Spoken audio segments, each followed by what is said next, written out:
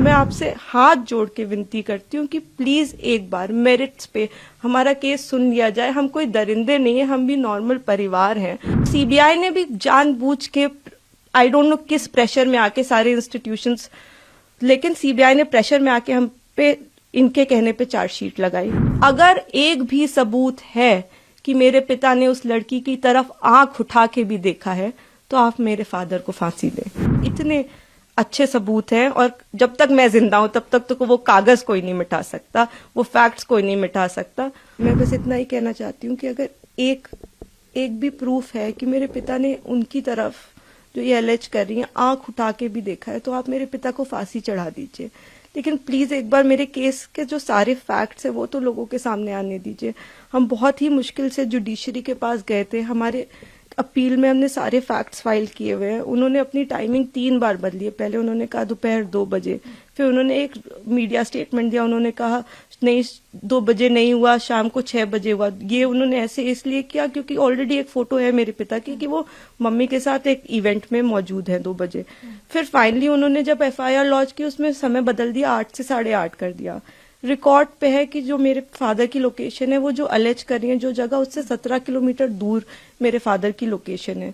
वो खुद उस वक्त फोन पे बात कर रही हैं जिस वक्त उन्होंने ये टाइमिंग अलेज की है। तो इतने सारे सबूत होने, एम्स की रिपोर्ट है जो बता रही है कि वो 18 साल के ऊपर है और वो खुद को माइनर 15 साल की बच्ची बताती हैं। मैं बस ये आपके माध्यम से कहना चाहती हूँ कि मैं समझ रही हूँ कि आपकी भावना एक तरफ जुड़ी हुई है क्योंकि आपने ये सारे फैक्ट शायद कभी सुने नहीं है और ना किसी ने हमें नहीं अप्रोच किया कि आप अपना आपके फैक्ट्स क्या है। किसी ने उनसे कभी पूछा कि आप एक सबूत दिखा दीजिए कि आपकी तरफ कुलदीप सिंह सेंगर ने कभी आंख उठा के भी देखा। मैं कह रही हूँ अगर वो दिखा दे तो फांसी दे दे, लेकिन आप इस तरह का अनड्यू प्रेशर बना के, वो उन्होंने क्या किसी को बताया कि वो एक पॉलिटिकल पार्टी से एसोसिएटेड है। 2022 में उनकी मां ने विधानसभा का चुनाव लड़ा हुआ है उन्नाव से। ये सब चीजें वो नहीं बताएंगे क्योंकि वो सब चीजें उनके नैरेटिव को सूट नहीं करता। हम भी 2 बेटियां हैं, 8 साल से ड्यू प्रोसेस, मतलब हम कभी धरना देने नहीं बैठे, हम कुछ नहीं किया, हम ड्यू प्रोसेस पे विश्वास रख के, और आज भी हमें पूरा विश्वास है कि अंत में, क्योंकि हमारा केस इतना स्ट्रांग है, अंत में हमारी जीत होगी। लेकिन 8 साल हो गए। मैं आपसे हाथ जोड़ के विनती करती हूँ कि प्लीज एक बार मेरिट्स पे हमारा केस सुन लिया जाए। हम कोई दरिंदे नहीं है, हम भी नॉर्मल परिवार हैं। और वो हमें कुछ भी पावरफुल बोल ले या कुछ भी कह ले, असल बात तो यही है ना कि 8 साल से इतने सबूत होने के बावजूद वो जेल में बंद है क्योंकि एक बार आपने ऐसा झूठा इल्जाम उन पे लगा दिया। इस केस में इन्होंने स्टेटमेंट्स तो अपने बहुत सारे बदले ही हैं, जो कि आप अगर मुझसे कहेंगे तो मैं आपको डिटेल में प्रोवाइड कर दूंगी। इन्होंने समय 3 बार बदला है। पहले इन्होंने कहा कि दोपहर को 2 बजे कुलदीप सिंह सेंगर ने मेरे साथ रेप किया। उसके बाद इन्होंने कहा नहीं दोपहर के 2 नहीं बज रहे थे, शाम के 6 बज रहे थे। फिर इन्होंने चेंज किया, कहा नहीं ये नहीं हो रहा था, शाम के 8:30 बज रहे थे। जब सीबीआई ने मेरे फादर की लोकेशन निकाली तो उनकी लोकेशन 17 किलोमीटर दूर उनके उन्नाव ऑफिस की पाई गई।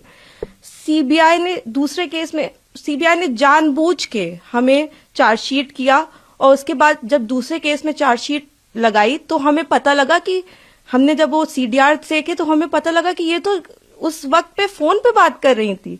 तो सीबीआई ने भी जानबूझ के आई डोंट नो किस प्रेशर में आके सारे इंस्टीट्यूशंस, लेकिन सीबीआई ने प्रेशर में आके हम पे इनके कहने पे चार्जशीट लगाई। मैं देखिए किसी पे इल्जाम नहीं लगा रही, मैं बस ये कह रही हूँ कि अभी भी ये सारे तथ्य हमारी अपील में मौजूद है। हमारे पास इनका एक रिकॉर्ड है। एक बार हमारी बात प्लीज सुन ली जाए क्योंकि हम भी बेटियां हैं, 8 साल से इधर उधर भटक रहे हैं। उनके साथ देने के लिए तो बहुत लोग हैं। हम अकेले ही कोर्ट जाते हैं, अगर वो हमें गाली देते हुए भी हमारे बगल से निकल जाती हैं तो उनके पास सिक्योरिटी है, हमारे पास मैडम सिक्योरिटी नहीं है। वो गाली भी देती है तो भी सब कहते हैं कि तुम्हें अपने पापा को निकालना है ना बेटा, तो सीधे देखती रहो, गाली खाती रहो, लेकिन तुम्हें जवाब नहीं देना है। हमने आज तक किसी को जवाब नहीं दिया, यही सोचते हुए क्योंकि हम प्रोसेस में कि हम हर चीज सही ढंग से करेंगे, हम किसी ऐसे वैसे लोगों के पास नहीं जाएंगे, तो कहीं ना कहीं इतने सबूत है इसमें कि हमें जीत मिलेगी। तो हम उसी का इंतजार कर रहे हैं। हमारी बस हाथ जोड़ के यही कि हम बिल्कुल विश्वास करते हैं, हम सारी संस्थाओं पे विश्वास करते हैं, लेकिन मैं बस इतना प्रे करना चाहती हूँ कि किसी के प्रेशर में आके कोई काम ना हो। आप सबूत देख के काम करिए। अगर सबूतों में हमारे जरा सा भी आपको गड़बड़ लगे तब आप ये काम करिए, लेकिन नहीं है। उनसे कहीं ना वो एक चीज सबूत दिखाए। वो बोलते हैं कि ट्रक वाला जो एक्सीडेंट बताते, कितनी मिस इन्फॉर्मेशन है कि 11 बार कि हो सकता है। IIT दिल्ली, CBI, NHRC सारी की एक्सपर्ट टीम बनाई गई थी, इसमें सबने पाया कि वो नेचुरल एक्सीडेंट था। मेरे फादर उस केस से डिस्चार्ज हो चुके हैं, लेकिन आप देखिए आपको कोई मीडिया चैनल नहीं बताएगा कि मेरे पिता उस केस से डिस्चार्ज हो गए थे, जिसमें वो कह रही हैं कि लोगों को मरवाया। आज भी आपने यही नैरेटिव बना रखा है कि लोगों को मरवाया। मतलब इतना झूठ, इतना मिस इन्फॉर्मेशन है वहां पे कि मैं बस रिक्वेस्ट करना चाहूंगी, प्लीज किसी तरह का मिस इन्फॉर्मेशन मत फैलाएं। आपके जैसे भी सवाल हो आप मुझसे पूछ लें। आप फादर की डेथ की बात करते हैं, मेरे पिता उस वक्त टाउन में ही नहीं थे, he was not even present in Unnao. ये भी एलिगेशंस लगाए गए हैं। जी, मैं इसीलिए मैं ट्विटर पे रोज मुझे रेपिस्ट की बेटी और जाने क्या क्या कहा जा रहा है, तो मैं जानती हूँ। अगर हम अपने फैक्ट्स भी ट्वीट करते हैं या हम फैक्ट्स भी बताने की कोशिश करते हैं तो हमें बहुत अलग अलग नामों से बुलाया जाता है। हम जवाब भी नहीं दे सकते, क्योंकि सारी हमें पता है कि सारी संवेदना है वो सब एक तरफ जुड़ी हुई है। हम तो बेटियां है ही नहीं, लेकिन ठीक है, हम सब झेल रहे हैं। लेकिन जो आप वही मैं कह रही हूँ ना कि तथ्यों पे कोई बात करे। आप कह रहे हैं विटनेस, किस विटनेस को मरवा दिया? अगर एक रिपोर्ट है कि वो नेचुरल एक्सीडेंट था तो हमने कैसे वो कराया? आप बताइए ना।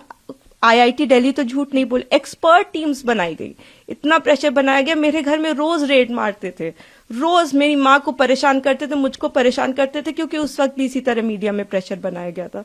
तो मैं बस इतना ही, मैं सच में it's my humble request to all of you, आप पहले केस जान लीजिए, आपके जो भी सवाल हो आप कर लीजिए।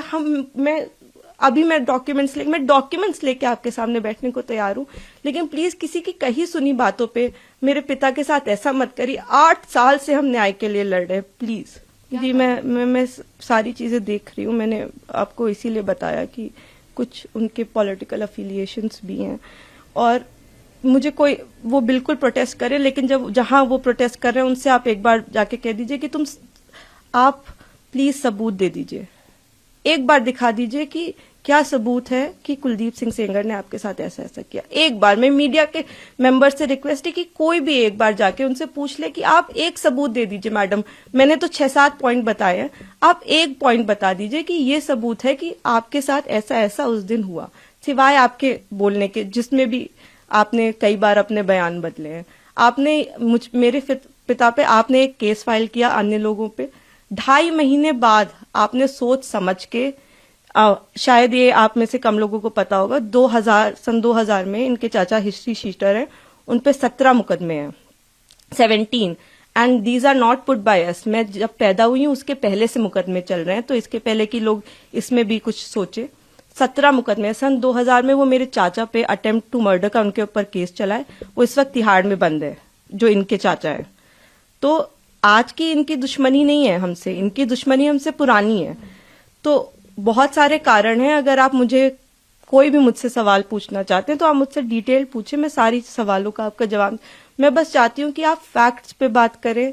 आप एक बार, मैं भावनाएं समझती हूँ सबकी, किसी को भी, मैं खुद एक बेटी हूँ, मुझे ये कहानी किसी बच्ची की सुनाई जाती तो मैं भी शायद ट्विटर पे गालियां ही लिख रही होती, लेकिन उस कहानी में कितना सच है ये जान लीजिए कि दूसरी तरफ भी हैं बेटियां, दूसरी तरफ भी लोग हैं। जिस इंसान को आप इतना बुरा समझ रहे हैं वो नहीं है, वो 2 बच्चियों के, और मैं इसलिए नहीं कह रही कि आप आर्ग्यूमेंट्स वो लेके आए, लेकिन वो भी इंसान, क्या उन्होंने देखा भी आंख से? आप एक प्रूफ दे दीजिए और आप मेरे पिता को फांसी पे चढ़ा दीजिए। मैं कह रही हूं, अगर एक भी सबूत है कि मेरे पिता ने उस लड़की की तरफ आंख उठा के भी देखा है तो आप मेरे फादर को फांसी दें। लेकिन अगर वो सबूत नहीं है तो हमें पूरा हक है कि हमारे भी सबूत सुने जाएं। प्लीज हमें वो मौका दीजिए। बिल्कुल, आपने शायद डिटेल्ड ऑर्डर देखा होगा, उसमें आप मेरे जो सीनियर एडवोकेट रहे, उन्होंने, मिस्टर एन हरिहरन जी, उन्होंने सारे पॉइंट्स पे आर्ग्यू किया था। उन्होंने आर्ग्यू किया था कि ये माइनर नहीं थी, एम्स की रिपोर्ट है। उन्होंने आर्ग्यू किया था कि 3 अलग अलग इन्होंने टाइम बताए। उन्होंने आर्ग्यू किया था कि हमारे पिता की CDR लोकेशन 17 किलोमीटर दूर की। उन्होंने आर्ग्यूमेंट किया था कि ये फोन पे है। ऐसा नहीं है कि कोर्ट के सामने हमने जाके कह दिया हम पब्लिक सर्वेंट नहीं है और कोर्ट ने कहा कि आप रिहा हो जाइए। हमने सारा पूरी चीज कोर्ट के सामने प्रस्तुत की और हर चीज लीगली हुई है।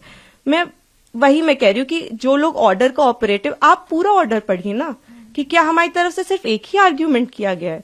हमने पूरी चीज, हमने 5 पॉइंट अपने कोर्ट के सामने रखे हैं। तो आप लोग बेहतर समझते हैं कि वेकेशंस में, और आपने मुझे ऑलरेडी बताया ही, लेकिन हमें जुडिशरी पे पूरा विश्वास है। हम 8 साल से इसी विश्वास पे जिंदा हैं, क्योंकि हमें जुडिशरी पे विश्वास है, हमें इस प्रोसेस पे विश्वास है कि एक ना एक दिन इतने अच्छे सबूत हैं, और जब तक मैं जिंदा हूं तब तक तो वो कागज कोई नहीं मिटा सकता, वो फैक्ट्स कोई नहीं मिटा सकता। तो उन फैक्ट्स के होप में कि ये एक दिन सबके सामने आएंगे, मैं जिंदा हूं। और मैं यही कहना चाहती हूँ कि प्लीज किसी भी इंस्टीट्यूशन पे आप अपनी भावनाओं पे आके मत प्रेशर बनाएं। आप एक बार फैक्ट समझ लें, आप समझ लें कि आप क्या सपोर्ट कर रहे हैं, किस चीज का सपोर्ट कर रहे हैं। आपने सिर्फ एक साइड सुनी है अभी, और दूसरी तरफ को जानने की कोशिश भी नहीं की। तो थोड़ी कोशिश करके, बाकी हमें पूरी उम्मीद है कि हम आगे इसमें जीतेंगे ही। हम उम्मीद पे ही 8 साल से जी रहे हैं, लेकिन होपफुली कि हमारे फैक्ट्स इस बार इग्नोर नहीं किए जाएंगे। हमें पूरी उम्मीद है कि हम सुप्रीम कोर्ट से जीतेंगे।